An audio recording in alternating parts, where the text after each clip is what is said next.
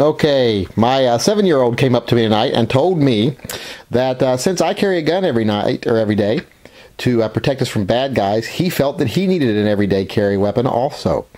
I thought we were going to have that other conversation again about how he doesn't get a gun until he's 8 and how you can't carry a gun until you're 21. But he had much more wide-reaching idea for what he needed to carry and how he needed to carry it. He said that since I am carrying a gun that will deal with everyday, ordinary bad guys, he needs something to deal with magical attacks. In case we are attacked by dragons or wizards or witches or ogres, anything like that. And he was very serious about this. And I thought, how much crazier is that than people that prepare to be attacked by 12 armed assailants and how they're going to fight their way out with their pistol and their backup gun and their 6 magazines and their stun gun. A lot of stuff you see on YouTube is just as ridiculous as him wanting to prepare for magical attacks. So I thought, let's go with it. So we'll put this away. I've gone out to the garage and I have found, if you can hear me there, I've gone to the garage and I have found this dowel rod.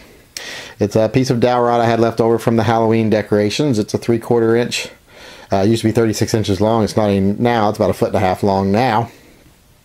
But this is going to be turned into my 7-year-old son's new everyday carry weapon, his magical wand.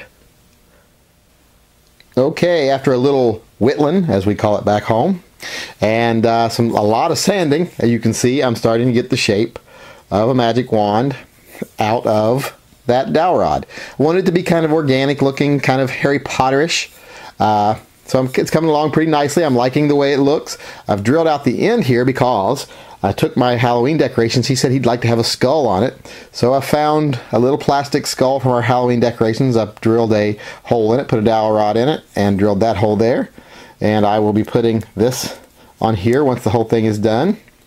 Be gluing that on there, and he will have a skull on his magic wand. So coming along. Now I just need to finish it up a little more sanding, stain it. He wants it black. I don't know if I'm going to do it black or natural wood or what, but I'm going to get some color on it, get the skull stuck on there and get it sealed, and he will have his everyday carry weapon.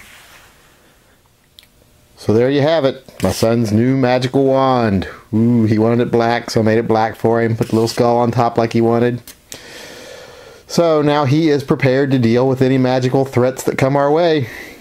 He won't have to use an unsharpened pencil now, which is what he's been using. I think he's watching that show, Wizards of Waverly Place. That's what's making him really want the wand, I think.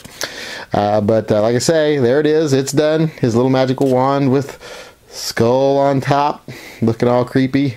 So now I can protect us from the regular everyday bad guys, and he can protect us from the magical bad guys.